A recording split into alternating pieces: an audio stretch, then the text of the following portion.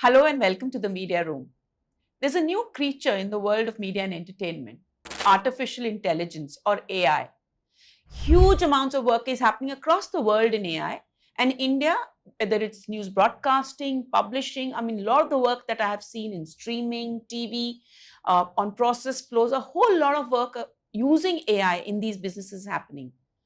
But I was more interested in what's happening in the area of films. And a couple of companies or firms which have made announcements about AI. One was Abundantia, which is founded and is headed by Vikram Malhotra, who was former CEO of Viacom Motion Pictures. They've just announced a division called aiON. And there's Ram Madhvani, who's filmmaker, best known for Neerja and the streaming hit Aarya.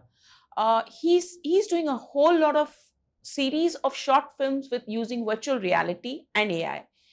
I sat down with both of them not to understand what it is that they are doing, but to understand how AI could be a tool that aids filmmaking, what could it do to the business. So we just tried to figure out what it is that AI could be doing in the business of filmmaking.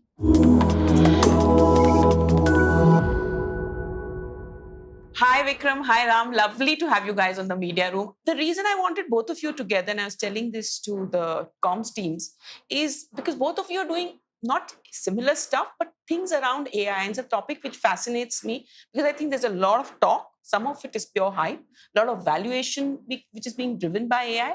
So just wanted to understand from both the filmmakers' perspective, from the production companies or the producers, and you're also a producer, Ram, I know that, but I'm thinking of you more as a filmmaker.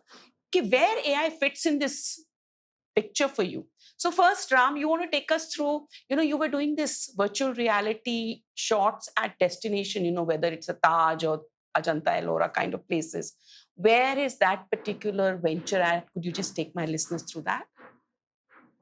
As a filmmaker, you're constantly worried that your career will get over on a Friday and that they will put you in Siberia and they will not give you work ever. So I said, how am I going to have a sustainable model? So I said, while obviously the series and the advertising and the feature film continues, I would make something else where if earlier your theater was your temple, I'm now going to make your temple your theater. Okay. And so when you get to, let's say, a temple or a destination like Ajanta Ellora, I will give you 5-minute short films because I just want to make films. Okay, so I'm creating my own distribution chain, which basically 2 films a month, customized to that particular place. So if you go to Tirupati, then it'll be on Tirupati. If you go to Shirdi ke Sai Baba, it'll be on that. If you go to Ajanta Ellora, it'll be on that.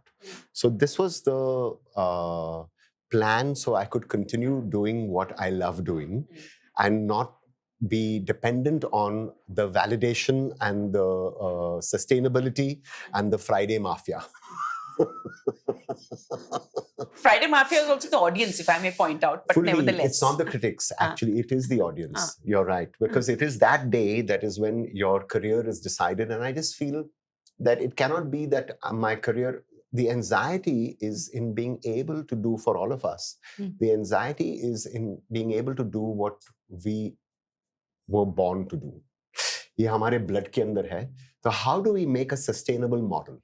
So this is VR sets which you rent out at specific destinations for 5 minutes. And has anything been built around it? Has anything got rolled out? Where are you? So we have financial interest currently. The problem with VR is it's suffering from shelving, but as you have seen, the immersive experience. It was fantastic, by the way. I've seen that. I've seen that. I want to be the Cecil B. DeMille of divinity.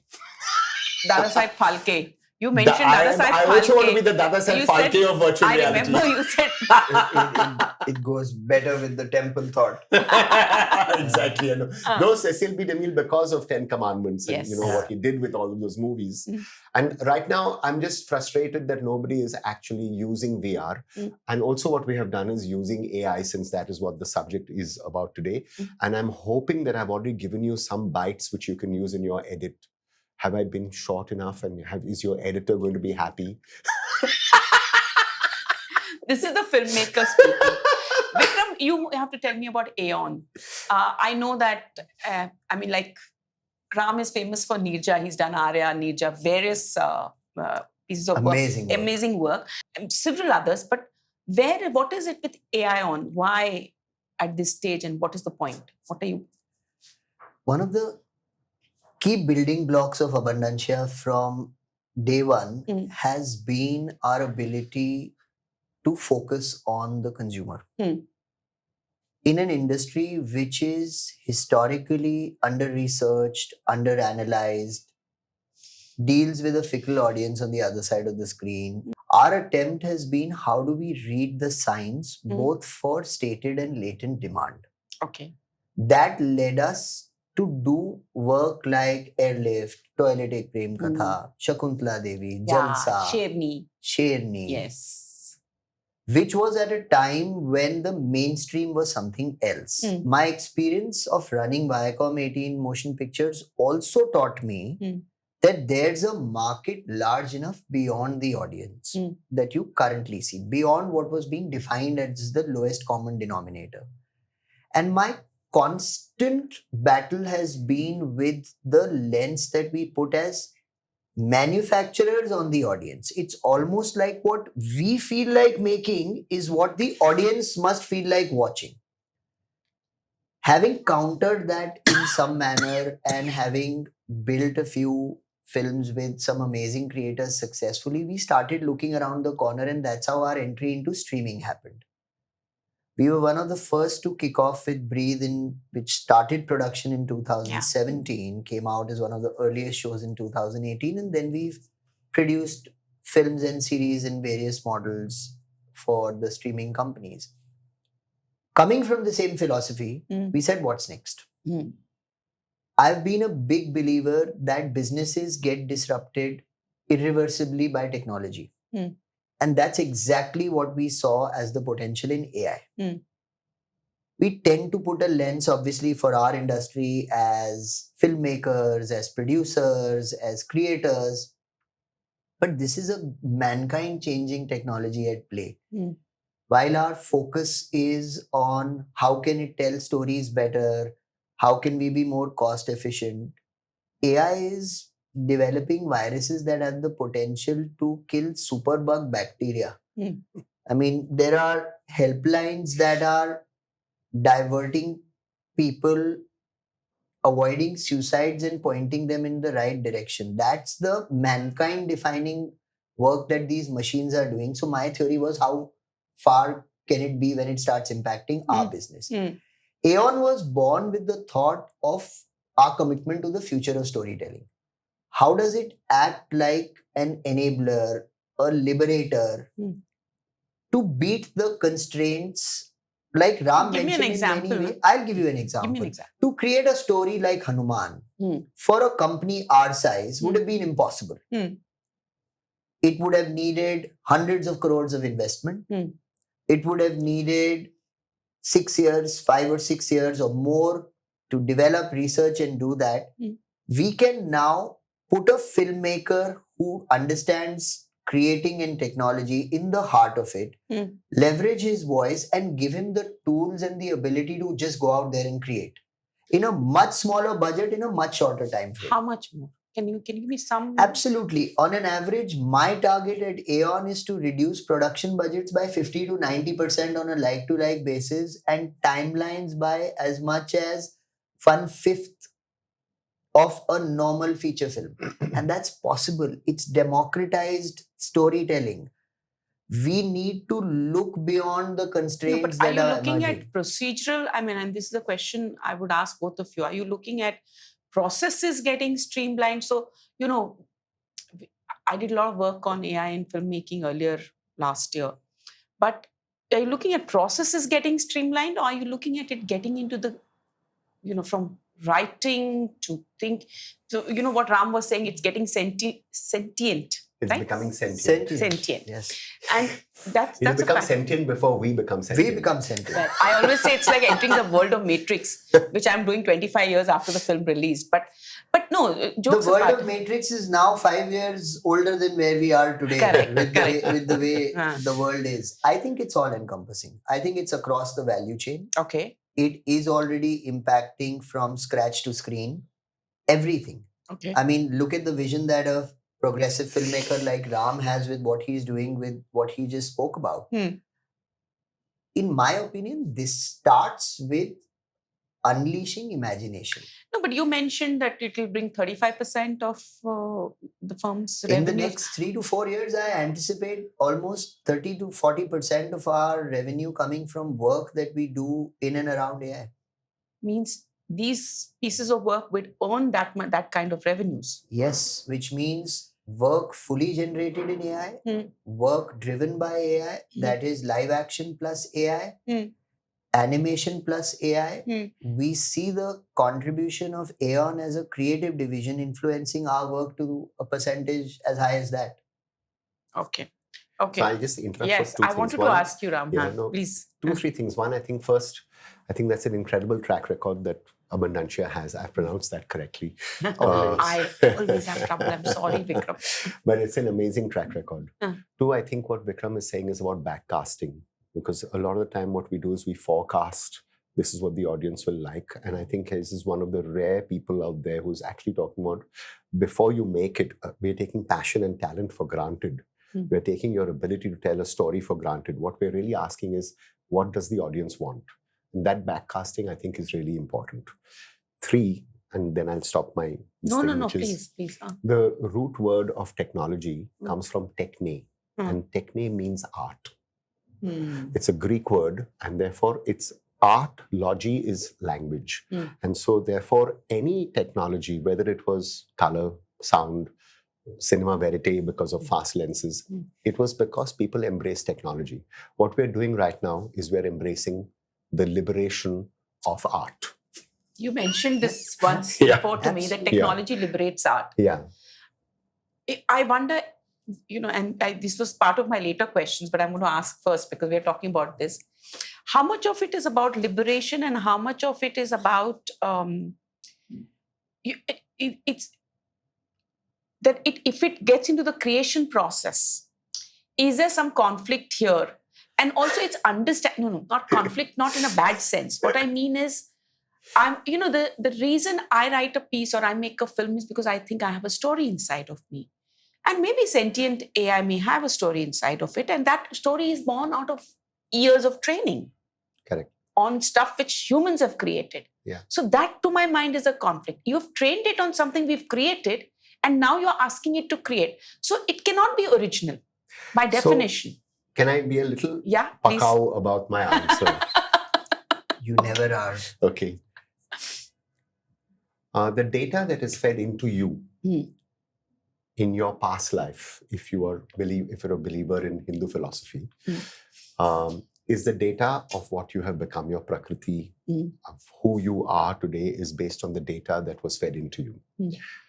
So are you limited by the data that was fed into you? Or is there something over here that is allowing you to go beyond the data?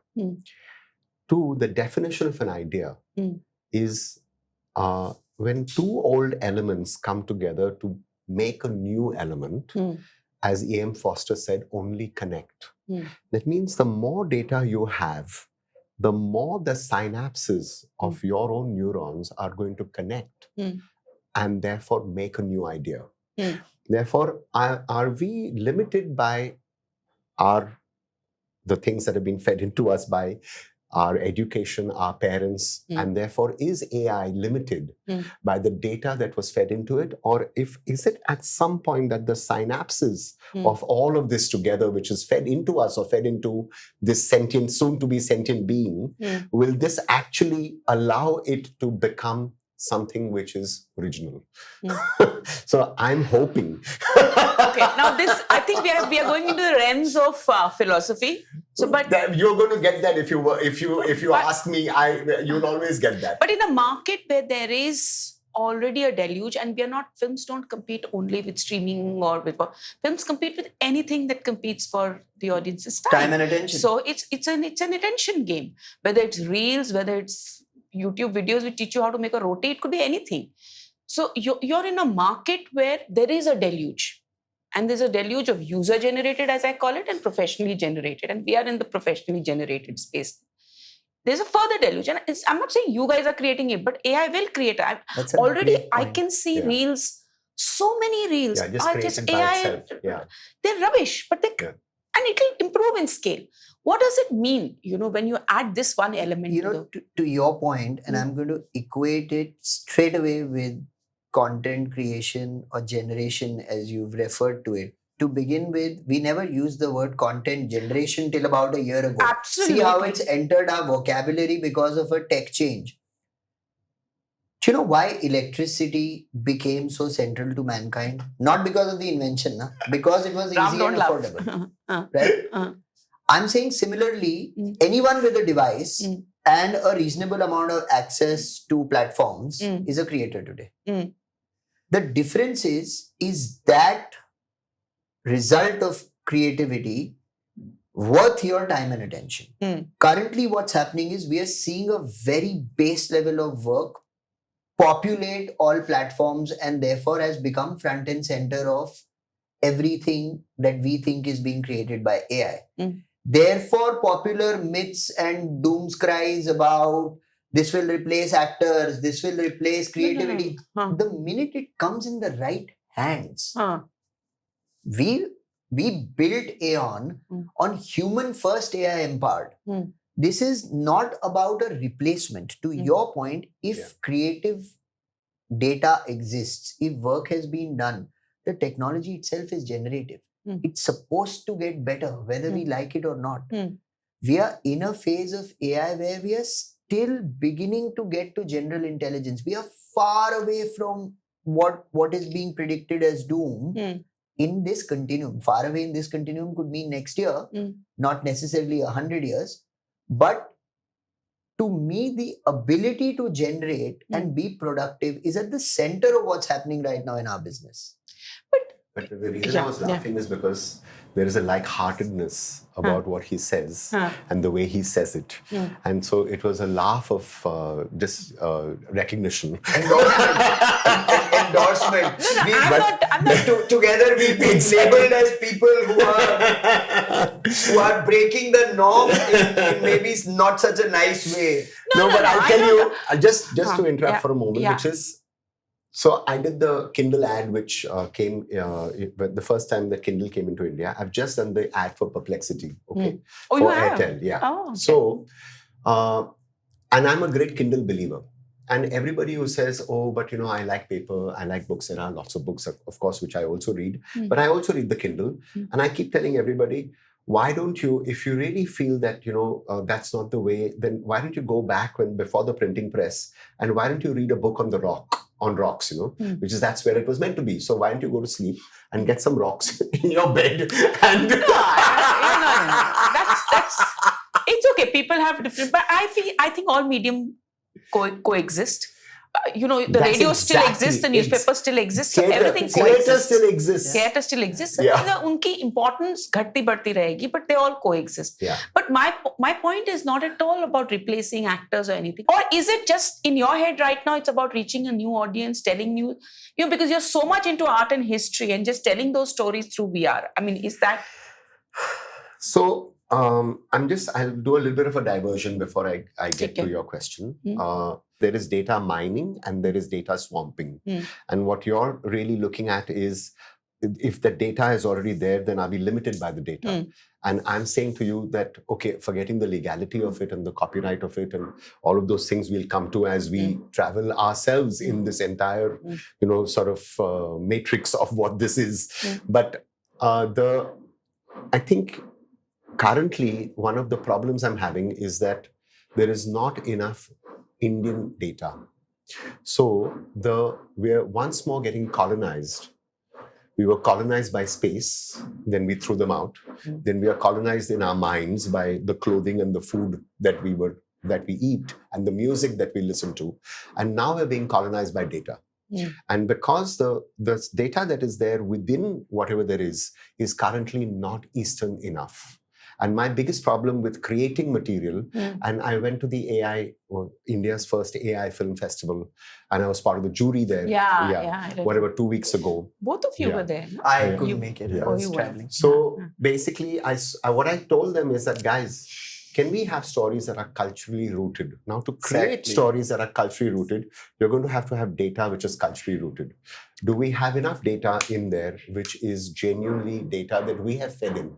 There is a great film that I saw recently called Humans in the Loop, Yeah. which you must see because it's about a lady in Jharkhand who has to identify whether this sort of caterpillar, like a pest, is it a pest or is it actually not a pest?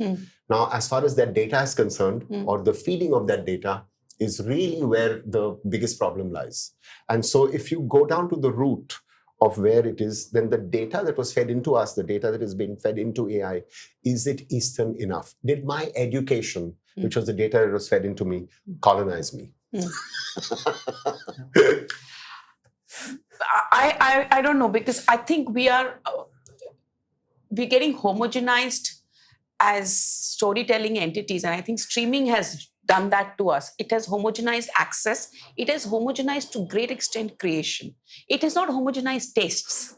They remain different, and therefore we watch. So I may be watching Nordic shows or Turkish shows or something, and But I you know, agree if you with say what you're that saying. each ethnic thing has to have separate data, I don't know. It's a very interesting thought. Well, it should it not, given the fact that our food does, and they tried very hard to colonize our taste, and we've so far resisted. We've been free for 70 years. Yes, So, but still, they've been trying all the time, okay, with music, with clothing, with everything. And so therefore, I do have a problem with Western colonization on data. And I feel that soon, obviously, we will be feeding our own data into this, because what is being given back to me when I feed stuff, and this is what I saw at the AI Film Festival, which is I said to them, guys, you are being limited by when you prompt, which is you're no longer a director, you're a prompt engineer. Okay, so when you're asking the machine, the AI, to do something, what it's giving you is stuff which is not part of our ways of telling. It is not part of our ways of seeing. So you can't actually, and it's not our color. And that's an area. I have a slightly different point of view on this. I think the prompt engineer part of it is one aspect of what we're doing to create content, to tell the stories that we are. That's precisely the reason why we said a human voice matters at this stage in the ability of AI to create. The latest film that we've announced as aiON is a film called Jai Santoshi Mata. There's a very strategic reason. Can I make it?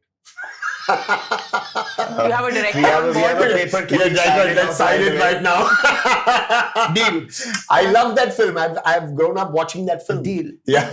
So I don't know. I think I saw it as a child. And 1975 it came. With Sholay. With Sholay. Yeah. Arguably holds the record for the highest number of footfalls. Gave Sholay a run for its money when it released. Yeah, I know that. Has all that legend around it. Why are we doing that? Why are we telling that story again? We are telling that story again for two reasons. One, it has cultural resonance across generations even now. I've always believed Indians negotiate tradition. The Gen Z in India visits temples, does puja at home. They may do it in their own way. They may proclaim it or not. They may decry it to their friends, but that negotiated tradition has stayed. So there's relevance. What AI is enabling us to do is tell that story in a more contemporary manner. Obviously, it will be based on insights. It's not going to be a repetition of the folklore that the story is built around. But I come from a point of view that the human voice, the teller's voice in the story, the writing, the play out of that, and we are seeing that with the early work that we are doing. Yes, when we started off, skin tones was a problem. The movement of the mouth was a problem. We are overcoming that basis what the directors and the writers are telling the tech side of it to do. aiON is not, Abundantia is not aspiring to be a tech company. We are saying we understand the creative ecosystem and we are open-minded about technology. How can we leverage that with the real tech players who also get the same? So I believe that the Indianizing or the localizing for a global market is one piece of it. I believe it will exponentially grow when it's seamless. Because when everyone has access to everything. Everything. But that's my point is, there were two questions which arose from what you both are saying, sorry, is how expensive is the tech? Because a lot of people go and outsource the tech stack and say, okay, now let me do my own thing. But a lot of people want to build it up. For example, Z set up a technology center and they did their own thingy. They didn't use it in so much in the creative part, but they used it to figure out or use predictive analysis on what story arcs will work. And they used to work on those stories, and they've actually pushed up their ratings bit by bit by bit. Can you believe this is now the indoctrination and when you're talking about homogeneity, you're talking about how stories are actually now you're being told how to tell a story. But I worry about originality in this whole I agree with you, because this is the debate. Handcuffs. These are handcuffs which we are being told. It's like the algo. Yeah. If the algo is driving what you read or what you watch on Reels or wherever, and this is like an algo driving what you see. To me, what happens is that we tend to be fascinated by the immorality of all of this. No, not immorality. I'm the lack of originality, because we'll all be in ghettos then. My point on this is, why are we worried about what the algo is throwing up for us to be consumed by instead of consuming? In the hands of the right people, the algo should actually be giving strength to the creator and the platform in where it needs to go. So if somebody is telling you that, like, where have we used this to our advantage? Horror. We are being told there's a latent need for this genre. We've had two big successes in this in the last few years, and we are investing more in building more stories, including at aiON. That didn't come from repetitive algo. That just came from understanding that there's not enough Indian content in that genre being served. Absolutely. The lens I tend to take on this is more of, let's look out to the future with more positivity than with worry. To your point of cost. Yeah, hundreds of billions of dollars are going into AI as we speak. This level of investment is unprecedented in the history of mankind. Now, that is not going to make or going in to make AI inaccessible. It's going in to make AI accessible and cheaper, democratizing the use, which is why I gave the example of electricity. Now, if that becomes cheaper, obviously there are going to be different degrees. I mean, there is a creativity of somebody who's doing it, making a reel from a phone, and there is a film that Ram makes. There's a world of difference between them. There are films that we produce that run into crores versus a short form micro drama which is made for 5,000 rupees a minute. That template is not going to change. But what will change is what you're doing with the ability. But Vikram, how much of is, and this is something Ram can comment on, how I sometimes find that a lot of it is driven by valuation. You know, for example, a ChatGPT, huge amount of valuation, refuses to pay copyright owners for their content. So there is, and that is why I talk about conflict, you know, and I talk about originality, but maybe that's not a debate for filmmakers to have. But how much of it is driven? In India, I haven't seen companies announce, you know, if a YRF or a Dharma or somebody says, you know, at that scale, that then I would think, okay, they want to sell a chunk of the company in that. But how much of it is driven by valuation? How much is pure creative? Valuation is a reward for your future ability. Correct. And to provide disproportionate returns on whatever someone else's investment. That is a sentimental play in our business. Because in our business, scale doesn't exist as manufacturing. You have no plants or goods on the shelves that allow you for tangibility. So valuation will come from a promise. If someone's doing cutting edge work, if a young company like Abundantia, if an independent high quality creative company like Ram and Amita's is doing the work that they're doing, there's disproportionate valuation compared to legacy companies. Correct. Because Absolutely. we are raiding into the future with what is being rewarded in the future versus legacy models.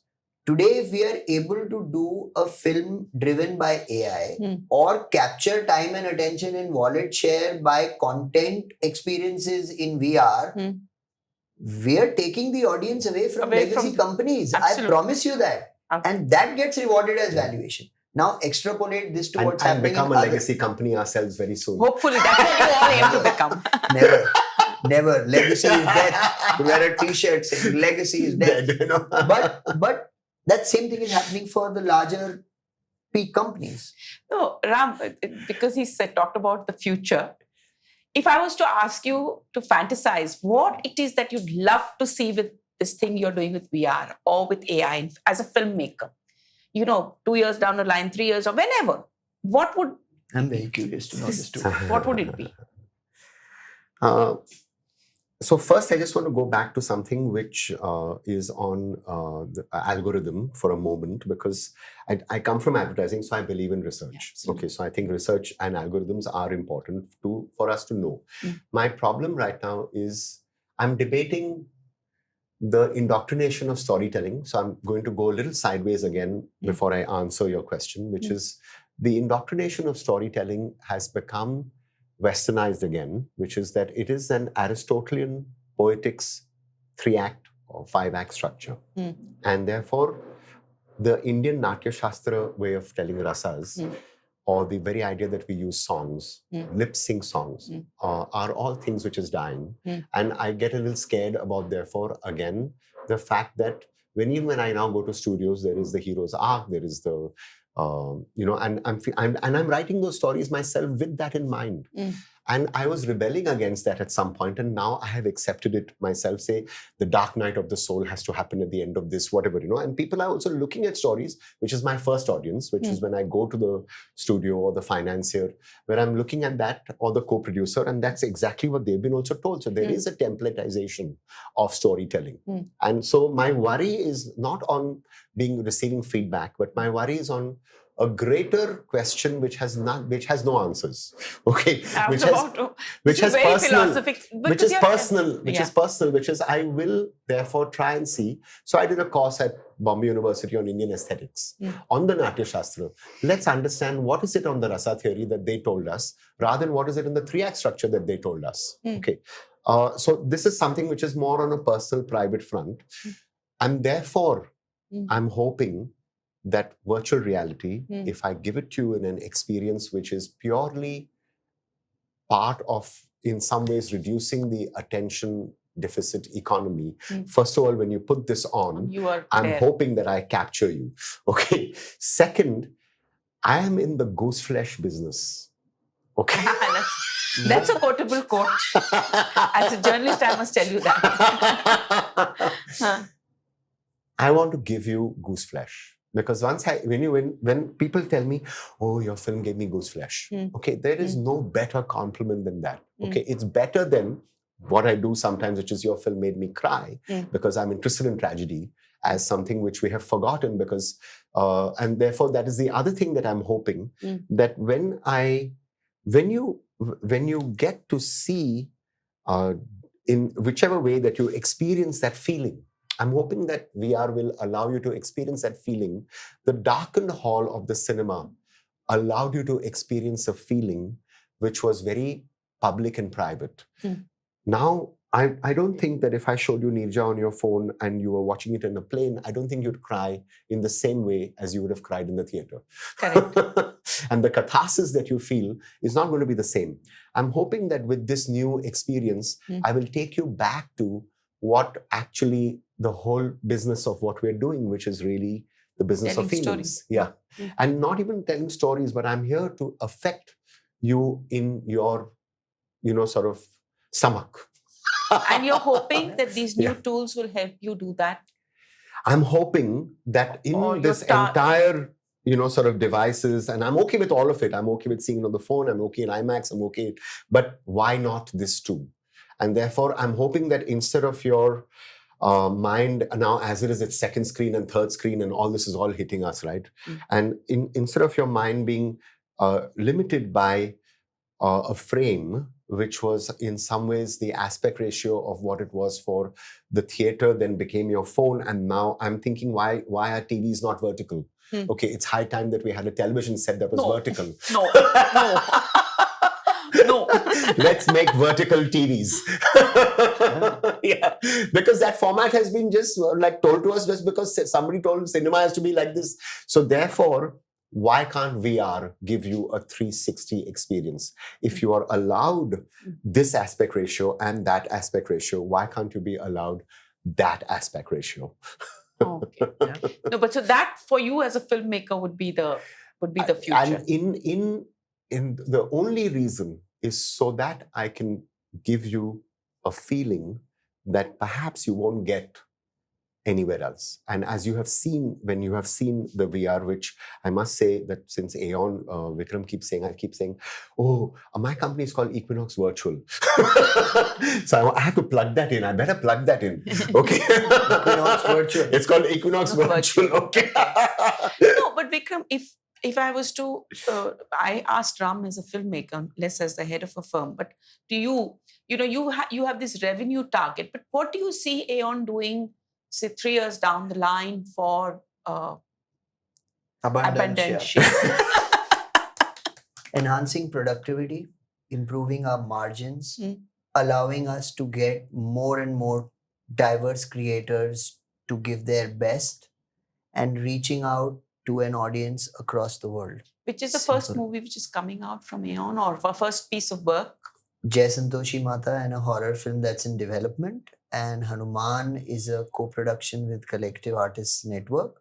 But purely as aiON, it'll be the horror film and Jai Santoshi Mata. And by when are we looking at this? By the end of 2026, both should be out. Inshallah, it should do well. That should be No, nice. That's great. And you know, one of the things that I've been noticing is will AI, because of its current limitations, force you to tell the story in a different way. Like there are ways that if I was to shoot, like you're shooting this, you shoot it in the way that we've been taught over the last 100 or so years that cinema has been existing, from the Lumiere brothers, telling us about the train or whatever it was, right? Yeah. Train coming to what exactly. station, I'm forgetting, And then the language of cinema was invented by Griffith and Eisenstein and all the rest of that. And now, is this going to actually, and I'm fascinated by that, I don't think that's a problem. I think one of the things AI is doing is it's doing nature really well. Guess what? The forests are looking great, the rivers are looking great, water is looking great. And so more and more, I'm now finding that whenever there is some problem, like if the audio says, and therefore many years passed before the queen got a child. Now, normally what would happen is that the way that you would visualize that would be like, okay, there may be some time-lapse kind of stuff, but you'd eventually see the queen, sort of. But now what happens is, I'm now saying, the prompt engineer is saying, look, that queen ka facial expression mein problem hai, aur uska jo feeling jo hai na nahi aa raha, main kya kar raha hu? I'll show the river, and in that I'll show some clouds and I'll show some forest. And therefore, guess what? AI is actually generating stuff that is natural. We gave 2 scenes from our in-development horror film to one of our partners. Naam nahi rakha. And those involved the monster as was visualized by the writers. Barabar. What came back for one of the scenes was, this is as good as we can do this, what you've written. On the other scene, they were like, hang on, what if we were able to give you this, and we were create a world around this, and it also had the power to do this, and we changed the physicality to do this. It's taking disbelieving creators. I speak this out of daily experience. Correct. It's taking disbelieving creators a matter of hours to get converted, Vanita. I'm seeing this with my own eyes. Yeah. The writers looked at that and then looked at my creative team, and they're like, because it's coming from, understand what it's doing to them.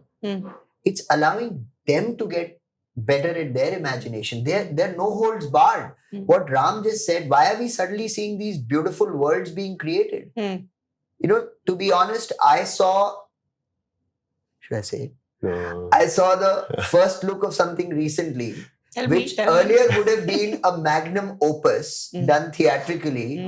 And I saw the younger colleagues at work who were looking at it, and the conversation was, this is being done better in AI. That's the change. Why are we running away from what the audience of tomorrow is going to benchmark us against? And one big thought that I'm going to leave you with, and I know Ram's already looked into this, for decades, India has been behind in the film business where it comes to technology and VFX and CGI and investments in these as compared to our Western peers. Yeah, we were the sweatshop. We were the sweatshop, or we were just doing low investment, No, we have low a ticket DNEG. stuff. I mean, you have a Namit doing But some he's cutting bought edge. over a company. Yeah. So and Okay, that's how that you was do and it. then- yeah, but that I'm is saying, different I'm saying at a general level, Yeah, right? yeah. At a general level, and I'm making a consumer side statement. It's not as much a manufacturer side statement. So our audience has been exposed to a majority of that level of work.